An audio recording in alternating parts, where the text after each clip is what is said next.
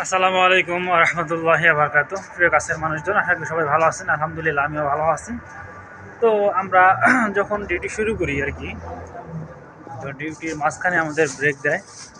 তো ডিউটি শুরু করার প্রথমে শুরু করি তখন আমাদের মাথায় একটা টেন্ডেন্সি থাকে যে কখন ব্রেক হবে, কখন ব্রেক হবে।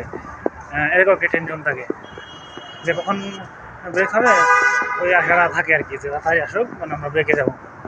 ব্রেক শেষ করে আবার যখন ডিউটি শুরু করি, তখন মাথায় একটা কাজ করে কখন ছুটি হবে, কখন ছুটি হবে, এরকম আশা থাকে।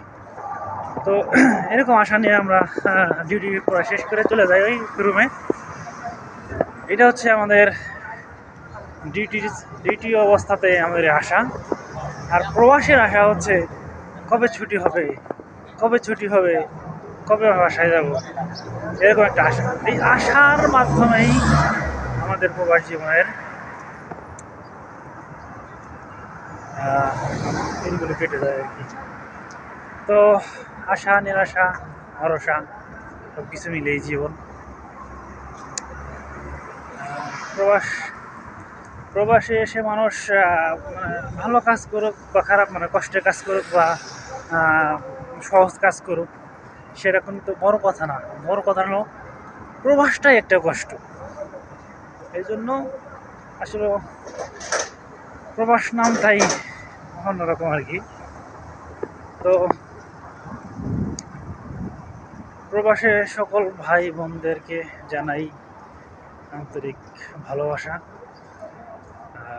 সবার সুস্বাস্থ্য কামনা করি, সবার পরিবারের জন্য দোয়া করি। সবাই আমার জন্য দোয়া করবেন, আমার পরিবারের জন্য দোয়া করবেন।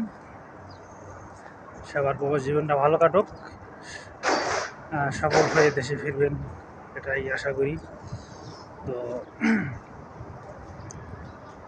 আপনি আপনার নিজের কাজে মনোযোগী হন, যদি সম্ভব হয় অন্যের কাজে সহযোগিতা করুন। আর আরেকটা বিষয় খেয়াল রাখবেন যে আপনার দ্বারা কারো উপকার না হলেও অন্তত আপনার দ্বারা কারো ক্ষতি যেন না হয়। এটাই তো একটা মুসলমানের জিন্দিগি, এটা মানুষের জিন্দিগি। এটাই যে আমার দ্বারা যেন আর কারো ক্ষতি না হয়, আমি যেন মানুষের উপকার করার চেষ্টা করব। একবারে যদি নাই পারি উপকার করতে, তবে আমার এটা অবশ্যই মাথায় রাখতে হবে যে আমার দ্বারা যেন কারো ক্ষতি না হয়। এই জিনিসটা মাথায় থাকতে হবে। এই ছিল আজকের বিষয়।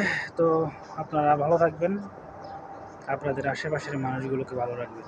আসসালামু আলাইকুম ওয়া রাহমাতুল্লাহি ওয়া বারাকাতুহু।